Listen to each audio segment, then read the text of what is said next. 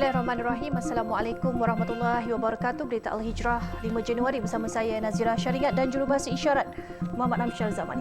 Kita saksikan dahulu tajuk utama malam ini.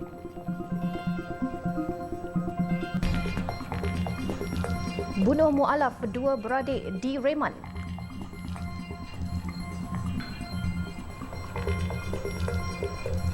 Juga 23 tahun menanti van jenazah.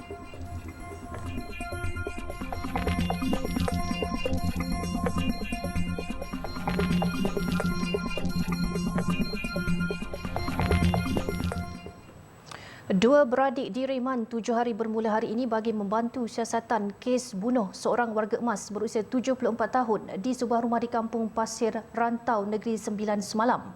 Mangsa yang dibunuh dipercayai baru setahun memeluk agama Islam. Perintah reman ke atas kedua-dua suspek berusia 25 dan 18 tahun itu dikeluarkan oleh Magistrate Fairuz Syuhada Amran di Mahkamah Magistrate Seremban. Suspek berjaya ditangkap polis kurang 7 jam selepas mayat mangsa ditemukan dengan kecederaan tikaman di bawah belakang badan dan kedua buku lali di rumah warga emas itu. Mayat lelaki mualaf itu telah dihantar ke Hospital Tuanku Jaafar HDJ Seremban untuk proses bedah siasat. Ketua Polis Daerah Seremban Asisten Komisioner Arifai Tarawi sebelum ini memaklumkan pihaknya menerima maklumat berkenaan insiden itu kira-kira pukul 10.10 pagi semalam. Siasatan masih dijalankan termasuk motif kejadian dan kes diklasifikasikan sebagai kes bunuh serta disiasat di bawah Seksyen 302 Kanun Keseksaan.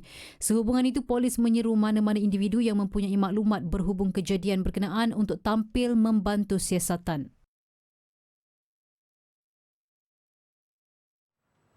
Jalan Silang yang menjadi lokasi tumpuan warga asing di ibu negara sekali lagi diserbu penguatkuasa. Kali ini serbuan digerakkan Dewan Bandaraya Kuala Lumpur DBKL yang turut menjalankan operasi di Jalan Petaling dan Masjid India Kuala Lumpur. Pengarah Jabatan Penguatkuasaan Dewan Bandaraya Kuala Lumpur Nur Azman Mahlin berkata, operasi hari ini melibatkan pemeriksaan terhadap 110 aktiviti premis perniagaan, penjajaan, halangan kaki lima, pengendali atau pembantu warga asing, gerai tanpa lesen, halangan lalu lintas, iklan haram, papan tanda tulisan bahasa asing, kekotoran dan lain-lain kesalahan am yang berlaku. Hasil operasi khas itu, 29 buah premis perniagaan telah diambil tindakan pindah peralatan yang melakukan kesalahan halangan tempat awam. Premis dikendalikan warga asing dan 20 penjaja tanpa lesen telah dikenakan tindakan sita barangan termasuk 3 penjaja bukan warga negara. DBKL turut mengeluarkan 25 notis penguatkuasaan teknikal dan membuat tindakan serta-merta meroboh struktur-struktur sambungan di premis perniagaan yang menggantung pelbagai aksesori di lorong, laluan dan jalan awam serta menurunkan iklan dan poster haram sekitar lokasi operasi. Sejumlah 29 notis kompaun turut dikeluarkan kepada pemilik premis perniagaan melibatkan pelbagai kesalahan, antaranya beroperasi tanpa lesen, menggajikan warga asing, struktur sambungan, halangan tempat awam, iklan tanpa kebenaran. DBKL turut menunda 12 buah kenderaan, mengangkut 9 buah motosikal dan kompaun 45 buah kenderaan yang membuat pelbagai kesalahan halangan lalu lintas. Kesemua barangan dan peralatan yang disita dipindahkan ke sektor sitaan DBKL Jalan Lombong, Taman Miharja Ceras dan depoh kenderaan ditunda Jalan Pahang untuk rekod penyimpanan sementara dan dokumentasi. Sementara itu, seramai 30 pendatang tanpa izin parti ditahan di sekitar Kuala Terengganu dalam obsekutif yang dilaksanakan Jabatan Imigresen Malaysia JIM Terengganu hari ini. Pengarahnya Azhar Abdul Hamid berkata penahanan parti itu dibuat melalui pemeriksaan ke atas 220 warga asing termasuk dari Bangladesh, Nepal, Myanmar, Pakistan, Indonesia, India dan Kemboja. Katanya antara kesalahan yang didapati oleh parti yang ditahan termasuk tinggal lebih masa, tiada dokumen pengenalan diri dan melanggar peraturan pas permit yang dikeluarkan. Jadi hasilnya pada hari ini kita dapat 30 orang dan operasi akan kita teruskan lagi sebagai satu tanda kepada semua warga asing yang berada di Malaysia supaya ikut peraturan immigration, peraturan negara ini dan juga kepada majikan dan supaya ambil hanya pekerja-pekerja yang sah sahaja. Kita masih lagi ada masa sebab majikan yang telah pun mendaftar untuk program rekalibrasi masih lagi ada masa untuk bawa pekerja-pekerja yang telah pun didaftarkan untuk datang dalam tempoh yang kita telah tetapkan. Jelas beliau, ada di antara mereka yang datang sejauh 70 km dengan menaiki bas dari Jambu Bongkok ke Kuala Terengganu untuk membeli barangan keperluan asas. Beliau berkata demikian kepada pemberita selepas ops kutip di sekitar kawasan hentian bas MBKT hari ini. Azhar berkata operasi di kawasan itu dijalankan selepas mendapat aduan daripada orang awam yang tidak selesa dengan kehadiran ramai warga asing terutama pada hujung minggu. Menurutnya, siasatan mendapati hentian bas MBKT dijadikan tempat mereka berkumpul pada Sabtu dan Ahad termasuk warga asing yang tinggal di luar Kuala Terengganu. Walau bagaimanapun, beliau berkata sebahagian besar warga asing yang ditahan hari ini memiliki dokumen atau permit yang sah. Azhar berkata untuk tahun ini pihaknya telah menjalankan lebih 30 operasi di seluruh negeri termasuk di tapak-tapak pembinaan untuk memastikan masalah parti tidak berleluasa. Menurut beliau, kesemua tahanan akan dihantar ke depoh tahanan imigresen Ajil untuk tindakan lanjut. Belum genap setahun mendiami rumah baharu, nasib sebuah keluarga di Kota Tinggi bagai terkunyah di batu selepas kediaman mereka dilanda banjir 2 kali tahun ini. 5 beranak di Taman Aman Kota Tinggi itu turut tidak menyangka detik cemas yang dihadapi mereka pada Mac tahun lalu berulang kembali semalam. Menurut suri rumah Azilia Muhammad, dia bersama suami dan 3 anak yang lain terpaksa bergegas keluar selepas air mula melimpahi ke dalam rumah sekitar jam 10 pagi semalam. Lebih sukar, ibu berusia 38 tahun itu terpaksa menggendong anak bongsu yang baru berusia setahun ketika diarah berpindah ke pusat pemindahan sementara PPS. Masa yang tahun lepas, bulan 1 bulan 3, kita orang baru pindah sini, 28 bulan 2 hari tu. Terus hujan macam ni juga berterusan. Lepas tu air terus naik. Kita orang turun dari dekat bilik, air dah paras pinggang. Lepas tu kita orang keluar terus redah jalan lah. Lepas tu ni kali kedua kita orang dah bersedia dah. Barang-barang semua dah kebas naik atas lah. Katanya sebelum ini dia dan keluarga menetap di Pasir Gudang, Johor Bahru sebelum berpindah ke Kota Tinggi bulan Mac tahun lepas. Menurut Azilia, susulan hujan berterusan sejak malam kemarin, beberapa buah rumah di taman berkenaan dinaiki air. Situasi itu turut menjejaskan lebih kurang 205 penduduk sekitar, membabitkan 52 buah rumah yang ditempatkan di 2 PPS. Untuk tamaman kawasan kota ni, peparitan dia sebenarnya pada saya dah okey. Cuma kedudukan tamaman, dia punya tempat tu agak macam strategik untuk kawasan banjir sebab air akan bertembung daripada biasanya air laut pasang ataupun daripada Bukit Samsu ataupun boleh kata daripada empangan Seluyut atau yang mana-mana empangan yang terdekat lah macam tu. So setiap tahun, sama ada hujung tahun, awal tahun macam tu, memang ni antara orang kata acara tahunan lah untuk taman ni. Setakat jam 6 petang, Kota Tinggi menjadi daerah paling teruk terjejas banjir di Johor dengan merekodkan seramai 761 mangsa daripada 191 keluarga dan 7 PPS beroperasi.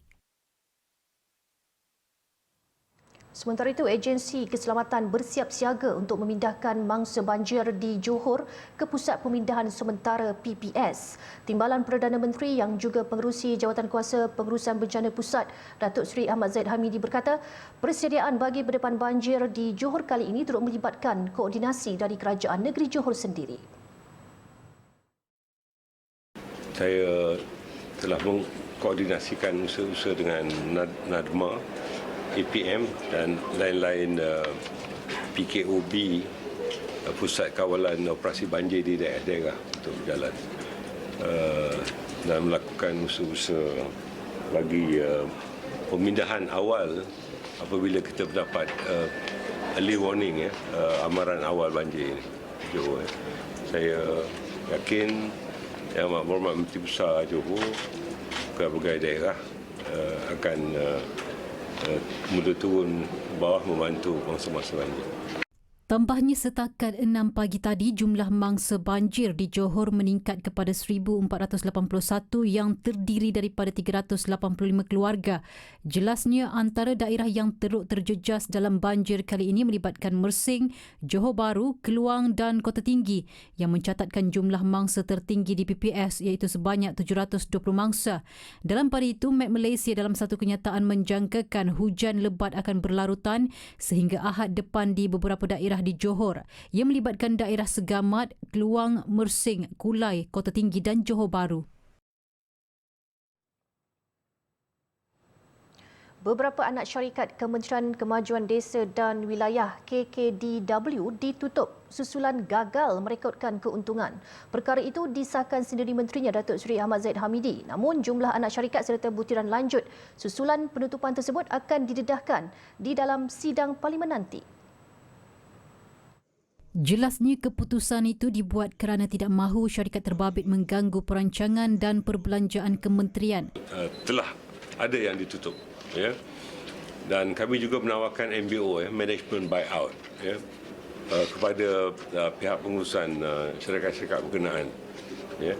Dan kita serahkan kepada mereka dengan bayaran nominal bagi mereka meneruskan jika ianya keluar daripada badan induk. Tindakan berkenaan telah dimaklumkan kepada Perdana Menteri Datuk Seri Anwar Ibrahim dan pendekatan sama turut digunakan untuk anak syarikat di bawah Menteri Kewangan diperbadankan. Beliau ditemui media selepas Majlis Amanat tahun 2024 di Putrajaya pagi tadi. Terdahulu Datuk Seri Ahmad Zahid telah mengarahkan supaya anak syarikat di bawah kementeriannya ditutup sekiranya tidak memberikan keuntungan dan ia akan digabungkan dengan anak syarikat lain bagi mengurangkan beban kewangan kerajaan.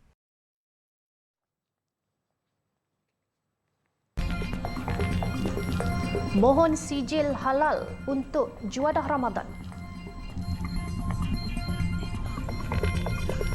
Bertemu kembali. Selama 23 tahun, penduduk di Taman Perumahan sekitar Surau Nurul Huda Tronoh berdepan kesulitan tiap kali ada kematian memandangkan surau tersebut tiada van jenazah. Bagi proses pengurusan jenazah di kawasan tersebut, penduduk terpaksa meminjam van jenazah daripada masjid atau surau lain yang berada agak jauh, kira-kira 10 kilometer. Pengerusi Surau Nurul Huda Taman Tasik Putra Ahmad Jamil Muhammad Zain berkata, surau terbabit digunakan penduduk dari 5 taman perumahan berdekatan sejak tahun 2000. Dalam tempoh terbabit, katanya pelbagai usaha dibuat untuk mendapatkan sebuah van jenazah daripada banyak pihak. Memang tak pernah ada van jenazah? Tak pernah ada van jenazah. Sebelum ni kita dapat, kadang-kadang kita dapat van jenazah daripada Masjid Tronoh. Itu pun van jenazah agak uzur sikit lah, untuk nak berjalan jauh tu agak susah kan. Baru ni ada biasa berlaku yang terdekat ni, van kita hantar jenazah ke Air Tawar. Jadi kita dapatkan van tu daripada Teluk Kepayang. Jadi van kita yang sedia ada tu agak kurang, tak berapa nak berani pergi jauh lah kan, sebab takut kita proses pengurusan jenazah tu tak sangkut dengan sebagainya kan.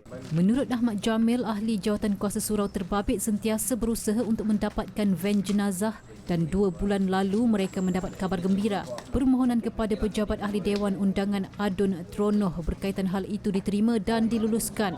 Adun Tronoh Stephen Teo berkata sumbangan itu diharap dapat meringankan beban penduduk dan memudahkan proses pengurusan jenazah di kawasan terbabit. Saya rasa pada bulan lalu, surau telah berhasrat untuk mengadakan satu pembelian kereta jenazah ini dalam tak sampai masa 24 jam. Tak sampai masa 24 jam, saya telah memberi komitmen sepenuhnya kepada surau bahawa saya akan mendema ataupun memperuntukkan sebanyak RM9,000 kepada surau untuk membeli kereta jenazah ini. Katanya menjadi tanggungjawab beliau membantu penduduk yang memerlukan bantuan tanpa mengira kaum dan agama. Menurut Steven, beliau juga bersedia membantu penduduk sekitar pada bila-bila masa setiap kali bantuannya diperlukan.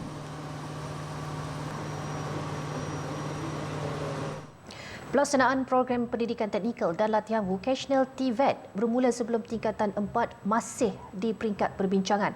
Perdana Menteri Datuk Seri Anwar Ibrahim berkata usaha itu melibatkan beberapa implikasi dan beliau juga berpandangan pelaksanaan TVET semasa adalah memadai susulan kapasiti program berkenaan masih terbatas. Memang dalam laporan Kabinet Komiti setuju mereka ini selepas tingkatan 3. Ini tidak lagi seperti sekarang tingkatan 5. Untuk dia nak ke bawah lagi tu memang dalam diskusi kerana ada implikasi yang lain. Tapi kalau mula selepas tingkatan 3 saya ingat permulaan untuk 1-2 tahun ini cukup memadai kerana kapasiti di TVET itu terbatas. Beliau berkata demikian pada sesi dialog selepas merasmikan wacana strategi Kementerian Pendidikan Tinggi di Pusat Dagangan Dunia Kuala Lumpur WTC di Ibu Negara hari ini. Beliau menjawab soalan yang diajukan seorang peserta yang mencadangkan program TVET dilaksanakan bermula di peringkat sekolah rendah bagi meningkatkan kesedaran masyarakat terhadap potensi bidang berkenaan. Turut hadir Menteri Pendidikan Tinggi Datuk Seri Dr. Zamri Abdul Kadir dan timbalannya Datuk Mustafa Sa'mud. Sementara itu, beliau turut meminta ahli akademik di universiti untuk mengkaji dan meneroka bidang baharu seiring hasrat kerajaan menarik lebih banyak pelabur luar. Katanya usaha itu bertepatan untuk memenuhi keperluan industri masa kini. Lebih-lebih lagi terdapat beberapa syarikat gergasi antarabangsa yang telah bersetuju untuk meningkatkan pelaburan dalam negara. Wacana strategi Kementerian Pendidikan Tinggi KPT selama 2 hari bermula hari ini bertujuan menyelaraskan semua strategi. Merangka hala tuju strategik KPT mencadangkan program atau inisiatif serta membincangkan isu-isu strategik berkaitan KPT dan cadangan penyelesaian bagi tahun ini. Pengusaha perkhidmatan juadah sempena Ramadan dinasihat membuat permohonan sijil pengesahan halal Malaysia atau SPHM menerusi Jabatan Kemajuan Islam Malaysia JAKIM atau Majlis Agama Islam Negeri MAIN. Ketua Pengarah JAKIM Datuk Hakimah Muhammad Yusof berkata pihaknya bersedia membantu pengusaha hotel, restoran dan seumpamanya yang menawarkan juadah berbuka puasa atau bufet Ramadan untuk mendapatkan SPHM. Menurutnya, saranan itu dibuat lebih awal supaya pihak berkenaan tidak menghadapi sebarang masalah seandainya berhasrat menyediakan perkhidmatan bufet Ramadan. Tambahnya, setiap kali Ramadan, banyak pengusaha perniagaan bufet Ramadan akan mempromosikan tawaran mereka. Beliau mengingatkan mana-mana pihak yang membuat pengiklanan dengan ungkapan yang merujuk kepada makanan yang ditawarkan adalah halal dan boleh dimakan oleh orang Islam seperti bufet Ramadan, iftar Ramadan, set Ramadan dan seumpamanya bagi tujuan perniagaan tanpa memiliki SPHM yang sah adalah melakukan kesalahan di bawah Akta Perihal Dagangan 2011 APD 2011.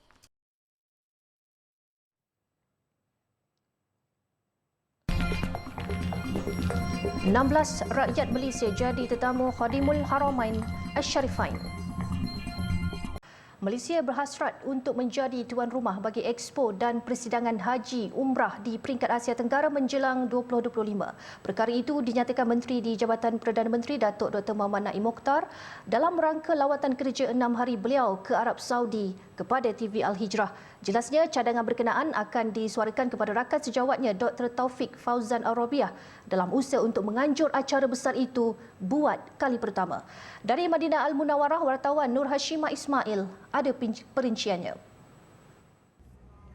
Menurut Datuk Dr. Muhammad Naim, rancangan berkenaan antara yang akan dikemukakan pihaknya kepada Menteri Haji dan Umrah Arab Saudi untuk mendapatkan sokongan negara tersebut dalam menganjurkan persidangan besar itu. Harapan saya ialah semoga tabung haji dan Malaysia boleh menjadi hub regional di peringkat Asia Tenggara. Jadi semua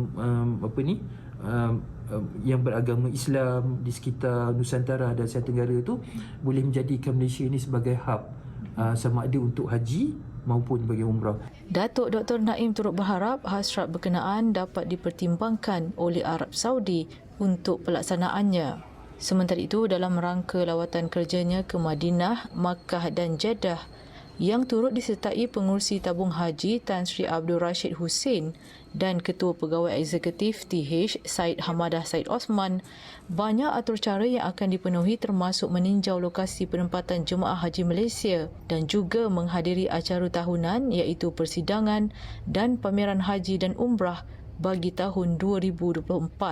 Dan paling menarik di persidangan itu kali ini, tabung haji dijemput khas Arab Saudi untuk membuka booth atau reruai di persidangan itu bersama 8 lagi negara lain yang turut cemerlang dalam mengendalikan jemaah haji. Seperti mana Ishiman kita sedia maklum, tabung haji ini memang terkenal satu dunia sebagai satu organisasi yang menjalankan operasi haji dengan begitu jayanya sekali. Jadi alhamdulillah dengan adanya booth ini, pengunjung-pengunjung yang bukan saja daripada tanah Arab ini tetapi juga satu dunia yang menyertai persidangan tabung haji dan umrah ni berpeluanglah untuk melihat pengalaman. Kalau dulu mungkin diorang terpaksa datang ke Malaysia bertemu dengan pegawai-pegawai tabung haji untuk belajar, tapi dengan adanya booth ini mereka ni boleh belajar terus, ambil peluang untuk mendapatkan maklumat terus berkaitan dengan pengalaman tabung haji. Persidangan kali ketiga itu nanti akan diadakan selama 4 hari bermula 8 Januari. Selain isu-isu umrah dan haji, persidangan itu juga nanti akan berkongsi dan mengumpul pandangan serta pengalaman jemaah haji dari seluruh dunia. Ia dalam usaha meningkatkan dan menambah baik perkhidmatan dan kemudahan demi keselesaan Duyuf Rahman. Dari Madinah Al-Munawwarah, Nur Hashimah Ismail bersama juru kamera Mazian Seman, TV Al-Hijrah. Baik, sementara itu Datuk Dr. Naim sempat bertemu dan menyantuni 16 jemaah umrah Malaysia di Madinah. Kesemua mereka merupakan jemaah di bawah tajaan program Tetamu Khadimul Haramain Asy-Syarifain di bawah siliaan Kementerian Hal Ehwal Islam, Dakwah dan Bimbingan Arab Saudi. Pertemuan berlangsung di Hotel Dar Al-Iman Al-Haram sekitar jam 9 pagi waktu tempatan.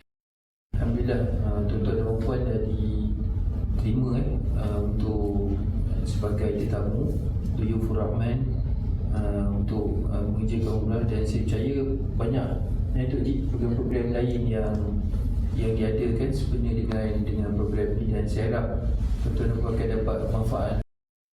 Antara tetamu berkenaan adalah Pengarah Jawi Datuk Ajib Ismail, Ketua Pegawai Eksekutif MAIPS Muhammad Nazim Muhammad Nur, Ibrahim Saad dari bahagian Tata Tertib Bukit Aman dan beberapa pegawai tinggi dari Wisma Putra, Custom, Immigration, Putrajaya Holdings dan juga UCSI. Kesemua 16 jemaah ini merupakan antara daripada 1,000 jemaah yang ditaja dalam program berkenaan.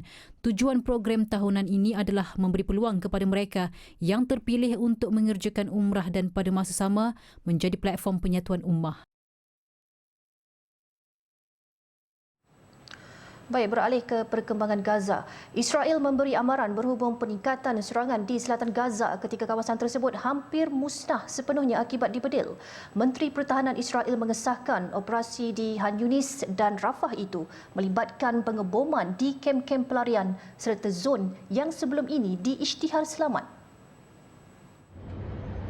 Dalam kenyataan terbaru, Menteri Pertahanan Israel turut memperkenalkan rancangan fasa baharu perang yang memberi kebenaran kepada tentera negara haram itu untuk meneruskan aktiviti ketenteraan di Gaza. Dalam tempoh 24 jam lepas, Kementerian Kesihatan Gaza mengesahkan 125 maut dalam serangan Israel sekaligus menjadikan angka korban meningkat kepada 22,438 orang. Dalam tempoh itu juga, tentera Israel turut melancarkan lebih 100 serangan udara, laut dan darat dengan matlamat untuk memusnahkan kemudahan Hamas di Kem Burish di tengah Gaza. Walaupun Rafah telah ditetapkan sebagai kawasan selamat, ia terus diserang dan sama dahsyatnya dengan serangan di utara Gaza. Pengeboman besar-besaran turut berlaku di Deir al-Balah termasuk di Nusirat al-Maghazi sehingga memaksa rakyat Gaza mengusungkan kawasan tersebut. Serangan dalam tempoh semalaman itu meragut 20 nyawa selain bangunan yang tinggi juga musnah. Tidak terkecuali serangan yang dilancar di kem pelarian Nur Syams di Tulkam Tamim Barat. Sementara itu, tentera Jordan menghantar bekalan perubatan kecemasan di Hospital Sahara Jordan di Gaza dengan menggunakan payung terjun. Pesawat tentera udara Jordan sebelum ini pernah menggugurkan bantuan perubatan ke hospital medannya di Gaza bagi memastikan kelangsungan operasi hospital. 3 terbunuh manakala 28 lagi cedera dalam insiden kereta api bertembung di Jawa Barat Indonesia. Kejadian berlaku sekitar jam 6.03 waktu tempatan, membabitkan kereta api komuter tempatan Bandung Raya dan kereta api Turangga. Akibat pertembungan itu, beberapa gerabak dilihat tergelincir dan pasukan penyelamat berdepan kesukaran untuk mengeluarkan mangsa. Jurucakap Wilayah Polis Jawa Barat Ibrahim Tompo mengesahkan 3 mangsa yang maut adalah kaki tangan kereta api berkenaan. Ketika kejadian, kereta api tempatan Bandung Raya membawa 191 penumpang, manakala kereta api Turangga iaitu rangkaian kereta api antarabandar membawa 287 penumpang. Ketua Pengarah Kereta Api Kementerian Pengangkutan Muhammad Rizal Wasal berkata, punca pelanggaran belum dapat dipastikan, namun kesemua mangsa sudah berjaya dikeluarkan.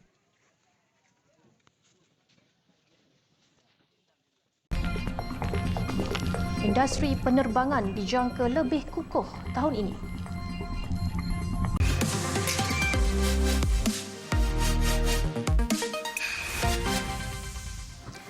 Laporan BA Niaga, industri penerbangan Malaysia dijangka menyaksikan pertumbuhan lebih kukuh tahun ini selari dengan inisiatif berutusan kerajaan untuk meningkatkan sektor tersebut. Menteri Pengangkutan Anthony Loke berkata jangkaan peningkatan perjalanan domestik dan juga antarabangsa itu adalah hasil daripada langkah strategik kerajaan yang memberi kelonggaran visa bagi pelancong China dan India. Loke berkata peningkatan ketara kemasukan pelancong bukan hanya dari pasaran utama seperti China dan India, tetapi juga dari Singapura, Indonesia, Thailand dan Filipina. Walaupun mengakui kepentingan China dan India sebagai pasaran penting, beliau turut menyedari peningkatan perjalanan dan permintaan besar dari Korea Selatan dan Jepun dengan Sabah dilihat sebagai destinasi kegemaran dalam kalangan pengembara Korea. Sementara itu, Loke berkata dengan tumpuan meluas AirAsia terhadap pasaran Asia dan ketersambungan antarabandar sejak 2 dekad lalu, kerajaan berhasrat untuk mengukuhkan hubungan antara Kuala Lumpur dan beberapa bandaraya Indonesia yang dikenal pasti sebagai pasaran utama untuk pembangunan selanjutnya. Selain itu, beliau juga menekankan keperluan untuk menangani cabaran semasa termasuk isu Aerotrain di lapangan terbang antarabangsa Kuala Lumpur dan menambah baik kemudahan di semua lapangan terbang utama di Malaysia. Menjangkakan kemuncak ketibaan pelancong pada 2026, beliau berkata langkah persediaan perlu dibuat untuk mengekalkan trajektori pertumbuhan sektor tersebut dengan menangani halangan operasi secara proaktif dan kerjasama merentas kementerian untuk mengukuhkan sektor penerbangan Malaysia.